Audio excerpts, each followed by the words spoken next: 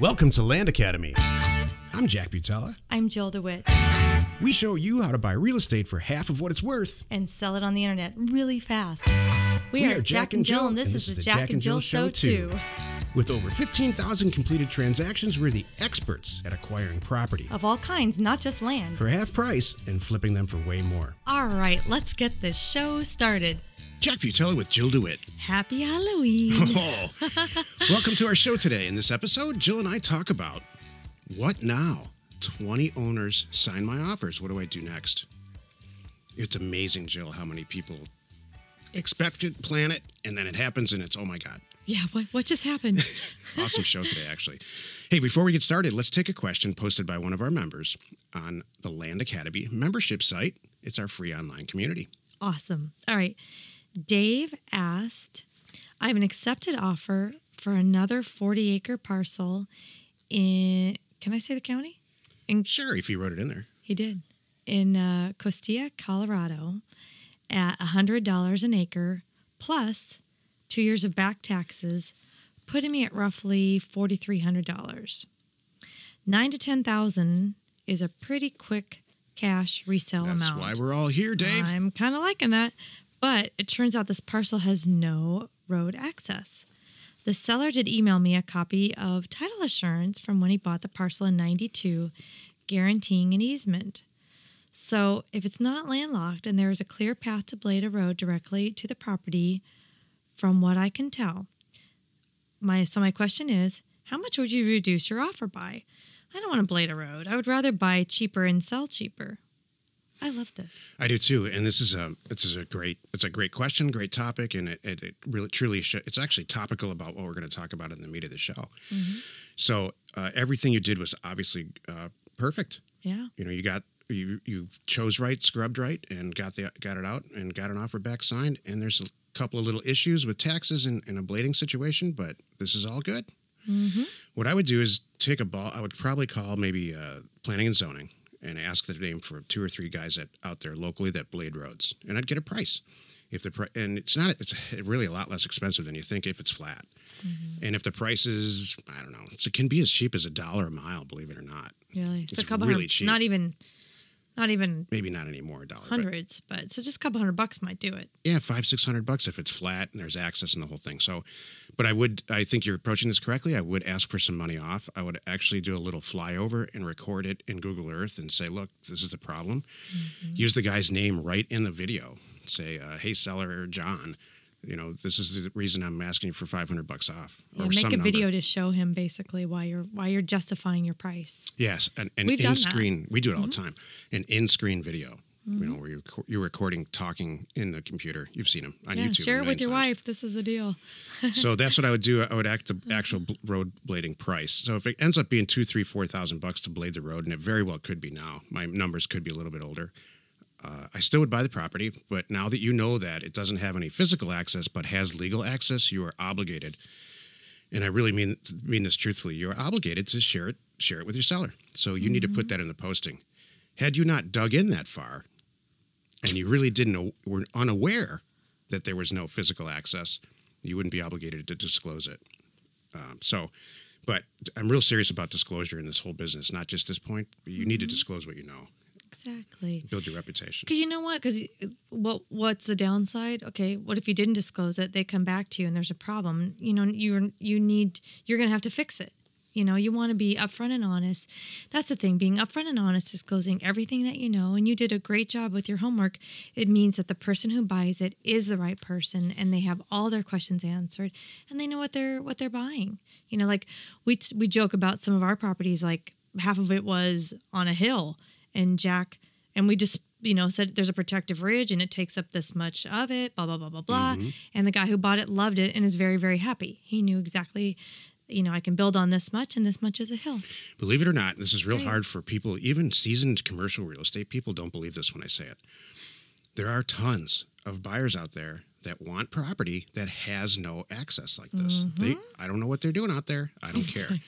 But they love property that doesn't have access. So this is not a bad thing. Would I put a big red banner on the internet posting when you go to sell it? That no access! Exclamation point! No. No. But down in the bulk of the the description, just say, look, I had a conversation with XYZ, and it looks to me like there's a situation here where it's got legal access, but no physical access. What an opportunity for the right person.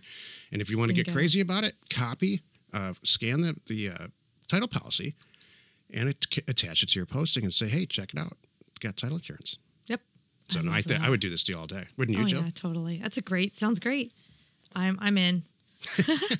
Seriously. Hey, if you have a question or you want to be on the show, reach out to either one of us on Land Academy's online community at landacademy.com. Yep. Today's show, what now? ? 20 owners signed my offers. What do I do?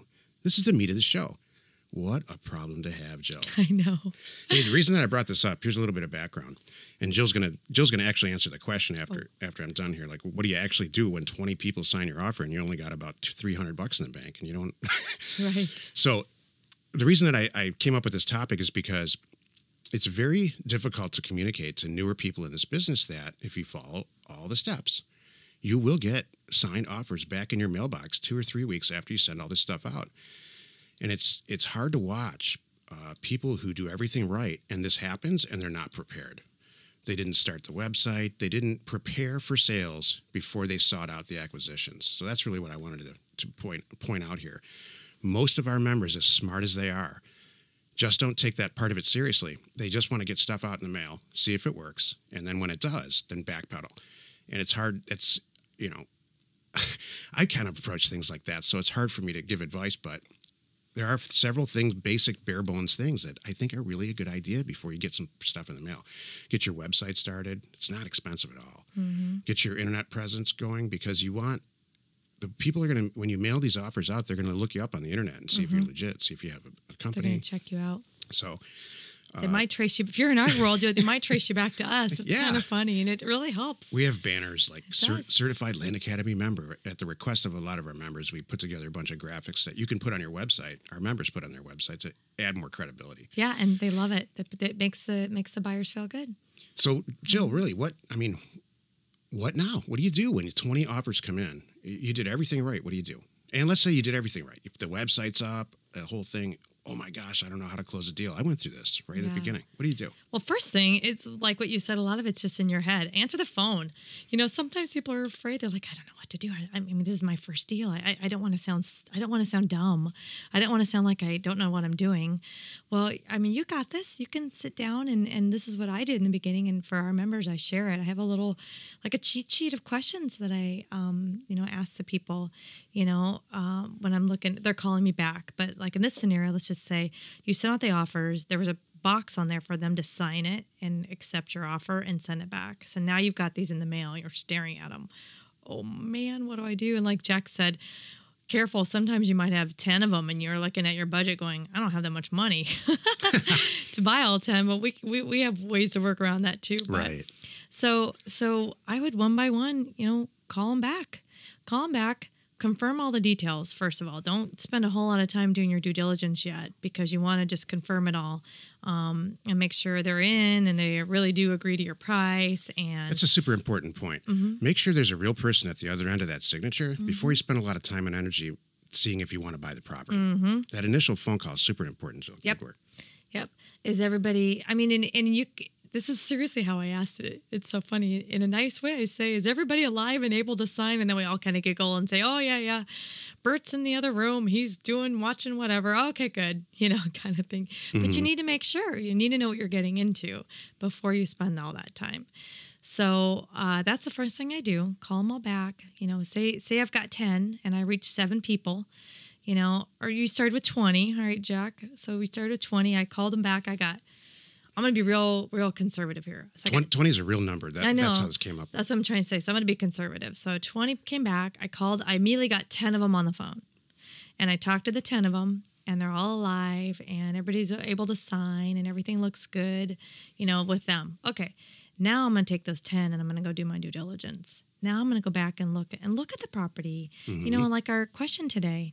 What is the access situation? Really, what are because we talk about the 4 A's. We haven't brought that up. Now's the time when you're looking at your 4 A's. Yeah, basically you want to see if you're going to buy the property. We cover all this in detail, but this is a great place to go over it. Mm-hmm. So what are the 4 A's you're looking for? Access, Does it have access, legal and or physical? Affordability. Well, we know that because you sent out the mailer. You checked off affordability and they agreed on your price. You put a price there anyway, so you right? know. Attribute. Yep. Does it have some great attribute? Is there something great? Wow, look at, I had no idea. It's next to that ranch, or gosh, look at that stable there. Look what those people did. That's really cool. Or legal access, but beautiful. no physical access. We covered that. Create your own. Oh, yeah, access, create your own. That could be an attribute, is my point. Oh, I see what you're saying. Got it. Yeah, create your own. That could be an attribute. And then the last is acreage. Again, you already covered that because you did the mailer. You only mailed out the 5-acre properties or the 40-acre properties, whatever it is this mailer is. So you're looking for those. So now you've done your due diligence. Okay, now you maybe weeded your 10 down to 5 that you really, really like. You know what? And I'm going to line them up. I'm going to put them 1, 2, 3, 4, and 5 and close the deals. Yep. And that's really it. Buy them. And as you're buying them, by the way, when you did your due diligence now, this is Jack's one of Jack's greatest tips to save you time.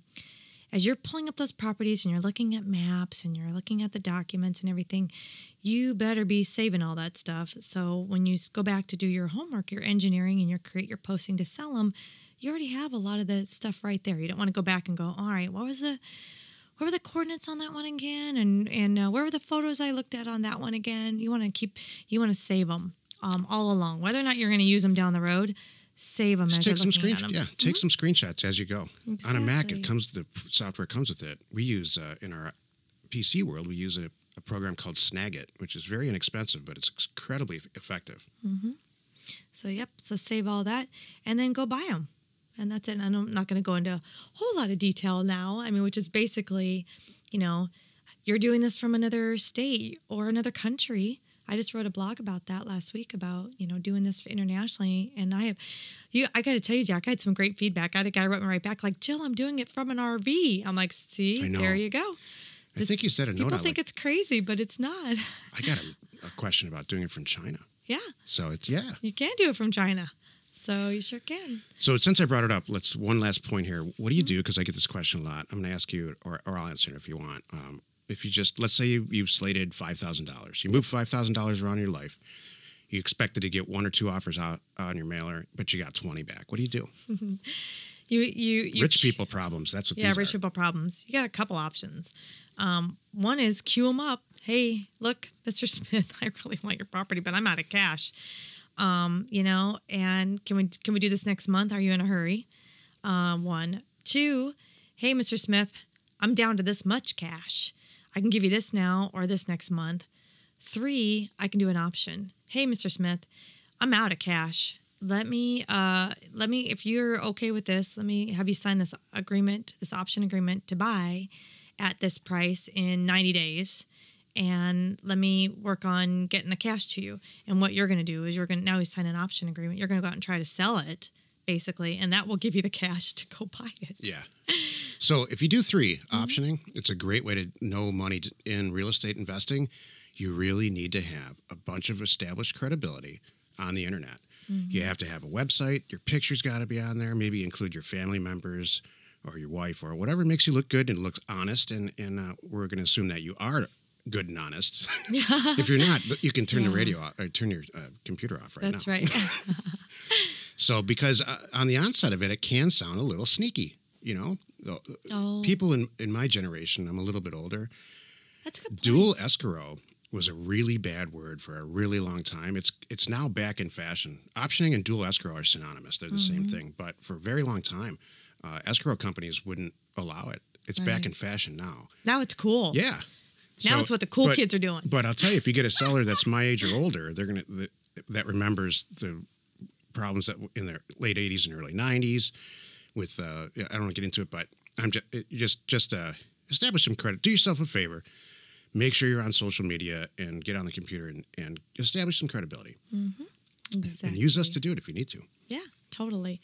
So you're right. That's a good point with an option. So make sure they can look you up and you're legitimate, and then they're going to feel very comfortable signing that. So. Join us in another episode where Jack and Jill discuss how to use information, that's me, and inspiration, that's me, to get just about anything you want. We use it every day to buy property for half of what it's worth and sell it immediately. You've heard it a million times by now. You are not alone, in your real estate ambition. Good show, Jill. I wish I could have a good scary Halloween. Do you have a scary? I don't have one. I could probably put one in. Oh, like in my body? Yeah, in your body. No, I don't have. Oh, you don't have a scary. You don't have a scary laugh. You have a scary look. I've seen that one. It comes from being a dad. Woo! Dads have. I hate that look. Dads man. It's out of survival mode. You make me shake in my shoes when you give that scary look. Never to you. You're a bystander. Oh, never to me. The kids get it. I developed it as a coaching soccer for toddlers. Because they, does it work with toddlers? Do they get it? Gosh, yeah. Okay. It brings them to tears. Oh, other people's kids. I want to make toddlers cry. Sometimes other people's kids have never been disciplined at all. Oh gosh. And so then they get on the soccer field, and I have never ever in my life had a parent come back and say, you know what? I think you're being a little hard on my kid. Every single time they're like, thank you so much. Exactly. This just doesn't happen enough. It's hilarious. I wonder how many people saw our Halloween thing recently on our Facebook thing. Sorry if we scared anybody. If you have any little kids, don't show them that photo. Jack got excited with blood. Jill and I dressed up as Jack and Jill, of course. We do every year. And this year it was Jack and Jill murder. It's like our eyes were bleeding. It was hilarious. And so we went to a couple parties, and there were multiple people who said, I'm sorry, I just can't talk to you guys any longer because blood makes me queasy. It looked real. It did. It was good. That was fun. What's next year, do you think? I don't know. Jack and Jill what? I don't know. Zombie. Ah. Jack and Jill zombie could be kind of cool. I like that. Have a safe Halloween, everybody. Yeah, perfect. Information, and inspiration to buy undervalued property. We are Jack and Jill, and this was the Cash Flow from Land Show. We are the experts at acquiring property of all kinds, not just land. For half price, just so we can flip it for way more. And really fast. Thanks for listening. You are not alone in your real estate ambition.